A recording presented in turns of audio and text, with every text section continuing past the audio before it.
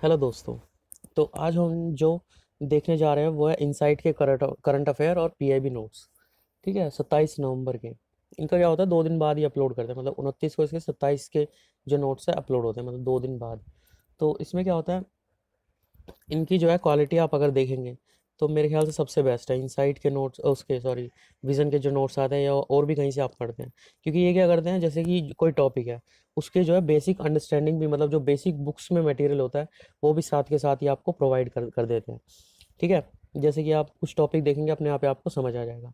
तो इसमें देखिए फर्स्ट टॉपिक क्या है, जो टॉपिक आए हुए हैं वो है, पहला टॉपिक है अमेरिका और भारत के राष्ट्रपति की जो क्षमा करने की संबंधी शक्तियाँ हैं। अब इसमें क्या है, आपको मेन मुद्दा बता देंगे और उसके साथ साथ जो बेसिक बुक्स में इनकी जो पावर्स है ना अमेरिका और भारत के राष्ट्रपति की, वो भी आपको बता देंगे।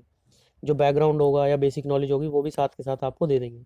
इसी वजह से अगर ये आप देखेंगे तो ये पीडीएफ जो है 11 पेजों की है, जबकि विजन आईएएस की जो पीडीएफ आती है वो 2 पेजों की होती है। ठीक है, तो फर्स्ट देखिए, ये इनकी पावर की शक्तियाँ।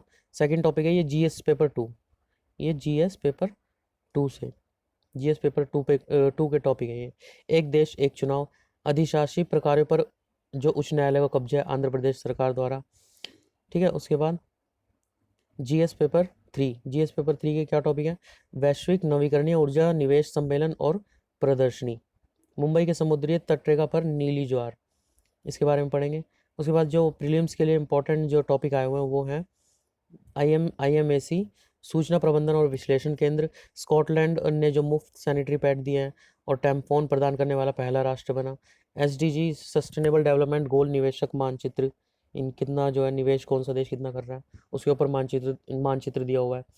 उसके बाद जो है टॉपिक शुरू होते हैं फर्स्ट टॉपिक से, जीएस पेपर 2 के फर्स्ट टॉपिक से। अब जो ये हम जिसकी बात कर रहे हैं वो कौन सी यूनिट में आ रहा है वो भी साथ साथ दिया हुआ है, मतलब आपको कुछ भी जो है अलग से पढ़ने की ज़रूरत नहीं है, जब जो भी चीज़ इसमें दी हुई है।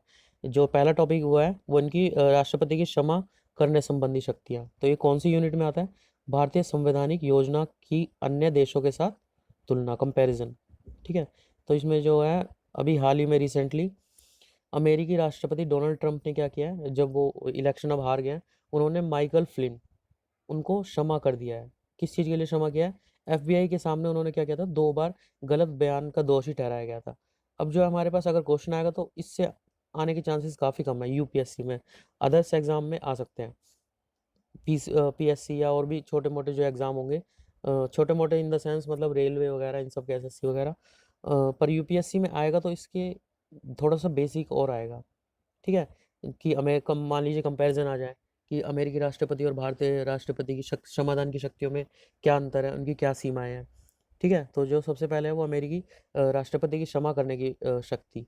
इसमें क्या होता है, अमेरिकी जो राष्ट्रपति होता है वो, जो अमेरिका राष्ट्रपति है वो क्या कर सकते हैं, समाधान किस मामले में जो है प्रोवाइड करते देते हैं, संघीय अपराधों में, जितने भी संघीय होंगे ना उन अपराधों में वो क्षमा कर सकते हैं।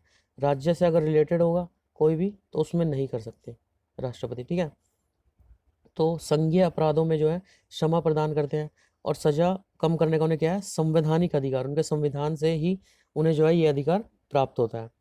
और इसकी शक्ति क्या होती है, असीमित होती है। जो राष्ट्रपति की क्षमादान करने की शक्ति है वो असीमित होती है, और कांग्रेस जो है इस पर कोई भी प्रतिबंध नहीं लगा सकती अमेरिका में। ठीक है, और ना ही उन्हें जो है किसी के प्रति वो जवाबदेह होते हैं। जो अमेरिका के राष्ट्रपति अगर उन्होंने क्षमादान प्रोवाइड दे दिया किसी को तो वो किसी को भी जवाबदेही नहीं होंगे, और ना ही इसका कारण स्पष्ट करना कोई आवश्यक है। ठीक है, समाधान करना एक व्यापक कार्यकारी शक्ति है, उनकी एक व्यापक कार्यकारी शक्ति है। कार्यकारी के प्रधान राष्ट्रपति होते हैं भारत में भी, वहाँ पे भी, तो वो जो है उनकी एक व्यापक कार्यकारी शक्ति है। अब इसकी कुछ सीमाएं भी होंगी।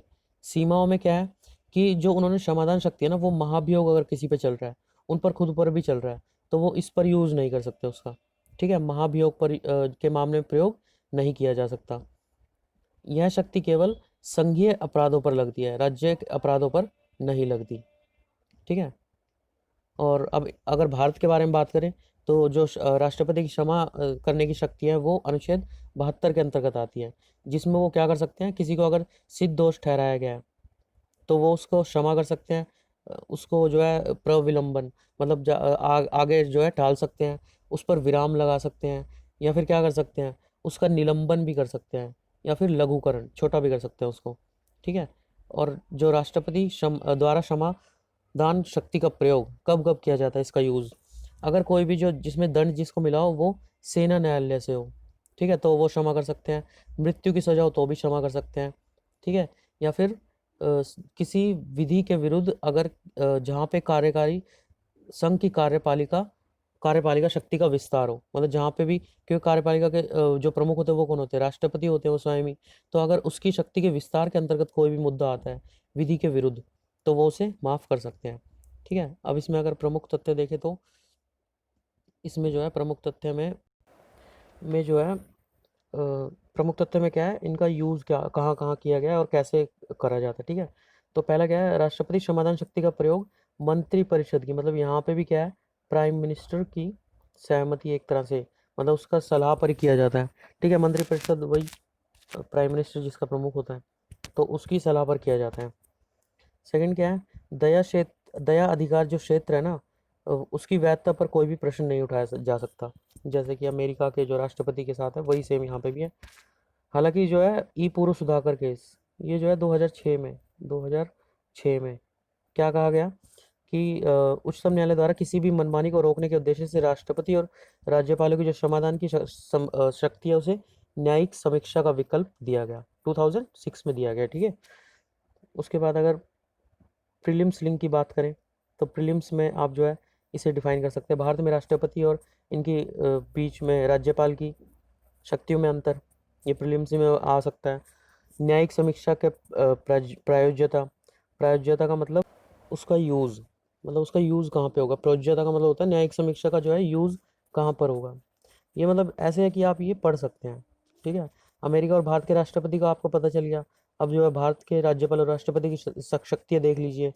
और अनुच्छेद 72 किससे संबंधित है, ये आपने ऊपर पढ़ा ही है, भारत के राष्ट्रपति की शक्ति से संबंधित है। अमेरिकी राष्ट्रपति को क्षमा